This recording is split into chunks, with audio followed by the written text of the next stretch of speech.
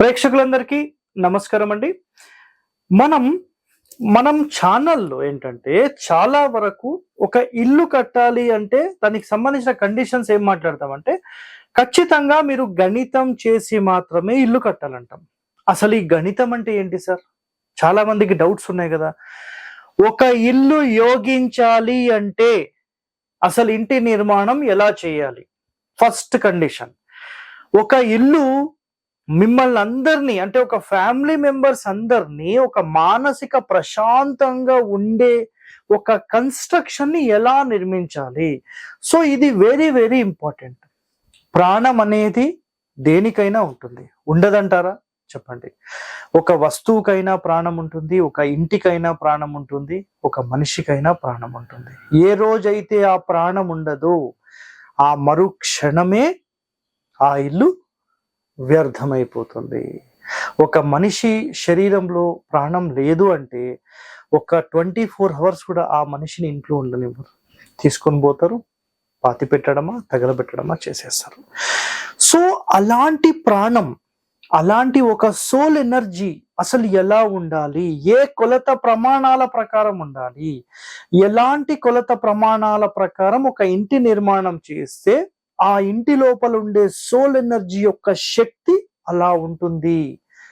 So అలాంటి ఒక శక్తిని నిర్మించాలంటే ఎలాంటి కొలత ప్రమాణాలు మనకు కావాలి? హస్త ప్రమాణం, తాళం ప్రమాణం, వితస్తి ప్రమాణం, అంగుళ ప్రమాణం, ఇలా చాలా క్యాలిక్యులేషన్స్ అనేవి ఉంటాయి. సో ఇలాంటి క్యాలిక్యులేషన్స్ అన్నీ మనం చేసి 100% ఒక మంచి ఆరోగ్యవంతమైన ఒక ఇంటి నిర్మాణం చేయాలంటే అసలు ఏ విధంగా ఈ క్యాలిక్యులేషన్స్ ఉంటాయి తెలుసా? చాలా మందికి తెలియదు. సో ఈ వీడియోలో మీరు 100% వీటికి సంబంధించిన రహస్యాలు ఏంటి, హరివాస్తు అసలు ఎలా ఫాలో అవుతారు, అసలు ఒరిజినల్ సిస్టమ్ ఆఫ్ ఒక బిల్డింగ్ కన్స్ట్రక్షన్ వే ఏంటి, అసలు వాటికి సంబంధించిన నియమాలు ఏంటి, ఈ వీడియోలో తెలుసుకుందాం. సో ఇల్లు ఎవరి పేరు మీద కట్టాలి? సో సాధ్యమైనంత వరకు మీరు ఎవరిని అడిగినా ఇల్లు ఎవరి పేరు మీద ఏమండి, యజమాని పేరు మీద కట్టేస్తారు. సింపుల్ కదా?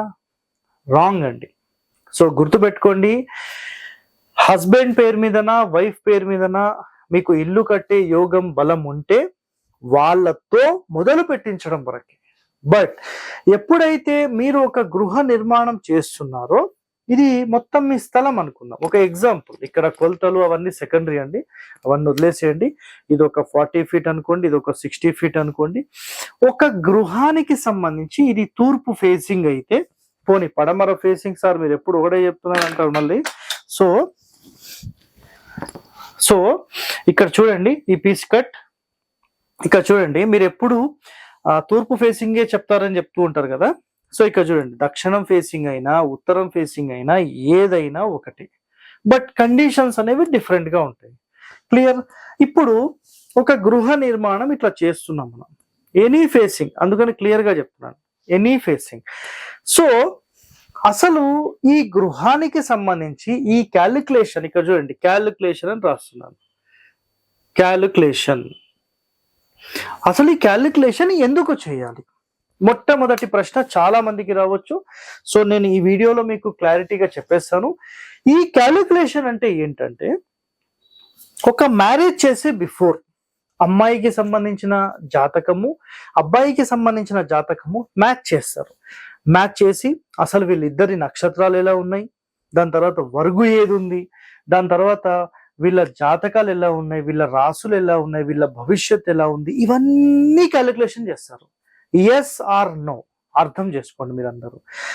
సో ఇలాంటి క్యాలిక్యులేషన్స్ ఎప్పుడైతే మనము కేవలం ఒక పెళ్లి చేసుకునే క్రమంలో మనం ఏదైతే చేస్తున్నామో, ఎందుకు చేస్తున్నామని మాట్లాడితే వాళ్ళిద్దరూ బాగుండడానికి అని మాట్లాడతారు. ఎవరైనా సరే అందులో గుణాలన్నీ కలవాలి. ప్రేమగా ఉంటారా, పని చేస్తారా, ఎక్కువగా శక్తివంతులా, వాళ్ళకి ఏమైనా ఆరోగ్య సమస్యలు, ఇలా అన్ని క్యాలిక్యులేషన్స్ ఉంటాయి కదా. అలాగే ఒక ఇల్లు నిర్మించాలంటే ధనమని, రుణమని, యోని అని, ఆయమని, నక్షత్రం అని, దాని తర్వాత దీంట్లోపల ఇంకా మనం చెక్ చేసే విధానాలు చాలా ఉంటాయి. సో ఇన్ని గణం చెక్ చేసి మరి ఇవన్నీ ఎందుకు కట్టాలి అని భావిస్తే గనక, భార్యాభర్తలు ఎలాగైతే ప్రేమ అనుబంధాలతో బాగుండాలని మీరందరూ కోరి ఆ పెళ్లి చేస్తారో, ముందే జాతకాలన్నీ చూసుకొని చేస్తారో, సో అలాగే ఇంటి నిర్మాణం చేస్తాం. సార్ మీరు చెప్పింది బానే ఉంది, కాకపోతే చాలా పెళ్లిళ్ళు మళ్ళీ పెటాకులు అవుతున్నాయి కదా అంటారు. సార్ నేను ఒకటి చెప్తాను, 100% మీరు చెప్పిన మాట కూడా వాస్తవమే, నేను కాదని చెప్పాను. కానీ కేవలము ఈ గణాల ప్రకారం చూసి 36కి 24 వచ్చాయి పెళ్లి చేసిండంటే కాదండి. మొత్తం జాతకంలో డెప్త్ ఎలా చూడాలనేది చాలా మంది సిద్ధాంతులకు తెలిసిన ఈ కలికాలం కాబట్టి అది చెప్పలేకపోతున్నారు. వస్తారు ఒక 100 రూపాయలు 200 ఎట్లా ఉంది చెప్పండి, రైట్ బానే ఉంది కదా, రైట్ ఓకే కథం అయిపోయింది. ఒక్క గుణాలు గణాలు చూడడం మాత్రం కాదు, వీళ్ళిద్దరి జాతకాలు భవిష్యత్తు ఎలా ఉంటుంది అనేది చాలా ఇంపార్టెంట్. అవన్నీ చూసే వాళ్ళు చాలా అరుదండి. మీ పంతులు గారిని కూర్చొని మీరు దగ్గరుండి ఈ పని చేపియండి, 100% అది మీకు సక్సెస్ అవుతుంది. It's clear cut word. Okay, ఇక్కడ గుర్తుపెట్టుకోండి. ఇప్పుడు మనం ఇంటి నిర్మాణానికి వస్తే ఇక్కడ చూడండి, హస్బెండ్ వైఫ్ వాళ్ళ పిల్లలు పేరెంట్స్ ఇంకా ఫ్యామిలీ మెంబర్స్ ఉంటే వీళ్ళందరికీ సంబంధించిన, హస్బెండ్ కి సంబంధించిన జన్మ నక్షత్రం తీసుకుంటాం, వైఫ్ కి సంబంధించిన జన్మ నక్షత్రం తీసుకుంటాం, పిల్లలకు సంబంధించిన జన్మ నక్షత్రం తీసుకుంటాం, పేరెంట్స్ కి సంబంధించిన జన్మ నక్షత్రం తీసుకుంటాం, అదర్ ఫ్యామిలీ మెంబర్స్ జన్మ నక్షత్రం తీసుకుంటాం. సార్ జన్మ నక్షత్రం లేని వాళ్ళు ఏం చేయాలి? వాళ్ళ పిలిచే పేరు ఉంటుంది కదా, ఆ పేరు ప్రకారం కూడా నక్షత్రం పంపించాలి మాకు.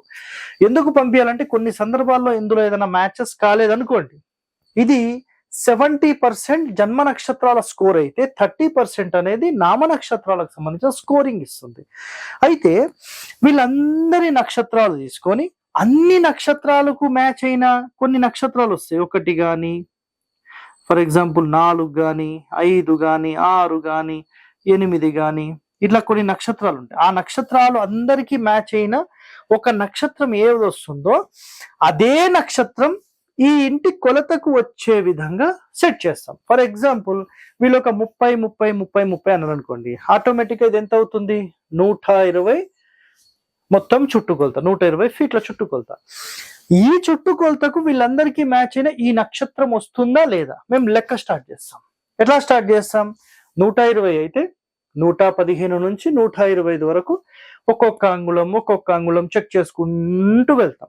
ఫర్ ఎగ్జాంపుల్ కరెక్ట్ గా వీళ్ళకు 120 కదా, 121.5 వచ్చింది అనుకోండి, దీనిని 4 భాగాలుగా డివైడ్ చేసేస్తాం. అప్పుడు ఎంత వస్తుంది ఇది? ఫర్ ఎగ్జాంపుల్ అంటే కూడా మీకు ఒక 18 ఇంచెస్ అంటే 4.5 ఇంచ్, 4.5 ఇంచ్ అంటే మీకు 30 అడుగుల 4.5 ఇంచులు బరోబ్బర్ వచ్చేసింది వీళ్ళకు. సో 30 అడుగుల 4.5, 30 అడుగుల 4.5, 30 అడుగుల 4.5, 30 అడుగుల 4.5 కరెక్ట్ గా ఈ కొలత ప్రమాణంలో ఆ ఇంటి నిర్మాణం చేస్తాం. ఏ క్షణమైతే వీళ్ళందరి నక్షత్రాలకు మనం ఈ ఇంటికి సంబంధించిన గణితం ఏదైతే కట్టామో ఆ గణితం అనే యొక్క ఫ్రీక్వెన్సీ, అంటే ప్రతి ఒక్క నిర్మాణానికి కానీ ఒక వస్తువుకి కానీ మనం ఇందాకనే చెప్పుకున్నాం, ఒక సోల్ ఎనర్జీ, ఒక ప్రాణం అంటూ ఉంటుంది. సో అలాంటి ఒక ప్రాణంకి సంబంధించిన కొలత ప్రమాణం అన్నమాట ఇది. అలాంటి ఒక కొలత ప్రమాణంలో మీరు ఏదైతే ఈ ఇంటి నిర్మాణం చేస్తున్నారో ఆ ఇంటి నిర్మాణానికి సంబంధించిన కొలత కరెక్ట్ గా వచ్చేలాగా మీరు తీసుకుంటే ఈ ఫ్యామిలీ మెంబర్స్ ఎవరైతే ఉంటారో ఈ ఇంటి లోపలికి వచ్చి అలా కూర్చున్న వెంటనే అబ్బా ఈ ఇల్లు ఎంత హ్యాపీగా ఉంటుంది, నాకు ఎన్ని సమస్యలుండి పొద్దు నుంచి రాత్రి తిరిగినా నా ఇంటికి చేరుకున్న వెంటనే నాకు చాలా ఆనందంగా ఉంటుంది. ఫ్యామిలీ మెంబర్స్ ఎప్పటికీ నవ్వుతూ మాట్లాడుతూ అందరూ ప్రేమ అనుబంధాలతో ఉంటూ ఉమ్మడి కుటుంబాలు ఉంటూ, సో ఇలాంటి ఒక ఫ్యామిలీలో మీరు ఇలా అందరూ కలిసిమెలిసి ఒక ఇంటి లోపల ఉన్నారు అంటే ఈ కలికాలంలో అది ఒక అదృష్టంగా మనం భావించవచ్చు. కానీ ఈ కలికాలంలో అది లేదండి. అట్లీస్ట్ మనం మన ఫ్యామిలీ కోసం కానీ మన పిల్లల కోసం కానీ అందరూ కలిసిమెలిసి ఉండాలనే ఒక తపన నిజంగా మీలో ఉంటే, మేమందరం బాగుండాలి, మా ఇల్లు ఒక ఆరోగ్యవంతమైన ఒక సోల్ ఎనర్జీని మాకు కలిగి ఉండాలి అని మీరు భావిస్తే, నిజంగా మీరు ఒక మంచి ఇంటి ప్లానింగ్ డిజైనింగ్ చేసుకోవాలని భావిస్తే 100% ఇక్కడ నేను చెప్పిన పాయింట్స్ అన్ని మేము క్యాలిక్యులేషన్ చేస్తాము. ఇలాంటి క్యాలిక్యులేషన్ మొత్తం చేసి మీ ఇంటికి సంబంధించిన ఈ క్యాలిక్యులేషన్ అండ్ ప్లానింగ్ మొత్తం డిజైన్ చేసి అనేది జనరల్గా ఇస్తూ ఉంటాం. సో నిజంగా ఎవరైతే వీటికి సంబంధించిన డీటెయిలింగ్ కావాలి మమ్మల్ని సంప్రదించవచ్చు. లేదు సార్ మేము చేసుకోగలమా అని మాట్లాడితే వీటికి సంబంధించిన టోటల్ ట్రైనింగ్ మీరు తీసుకోవాల్సి వస్తుంది. లేదు మేము సింపుల్ గా చేసుకుంటాం సార్ అంటే గనక మీరు ఏం చేయండి అంటే హరివాస్తు ఆయం అనే ఒక వీడియో ఉంది. ఆ వీడియో మొత్తం చూడండి. అసలు ఇంటికి సంబంధించిన గణితం ఎలా చేయాలనేది దాంట్లో మొత్తం ఎక్స్ప్లెయిన్ చేశాం. మీకు మీరు 100% తెలుసుకోవచ్చు. ఓకే, సో ఇలాంటి మరిన్ని రహస్యాలు మీరు తెలుసుకోవాలి, ఒక ఇంటిని మంచి శక్తివంతంగా మార్చాలని భావిస్తే 100% మన ఛానల్ని సబ్స్క్రైబ్ చేసుకోండి. ఇలాంటి వీడియోస్ 10 మందితో షేర్ చేయండి. మీరందరూ బాగుండాలని కోరుతూ సెలవు తీసుకుంటున్నాను. ధన్యవాదాలండి.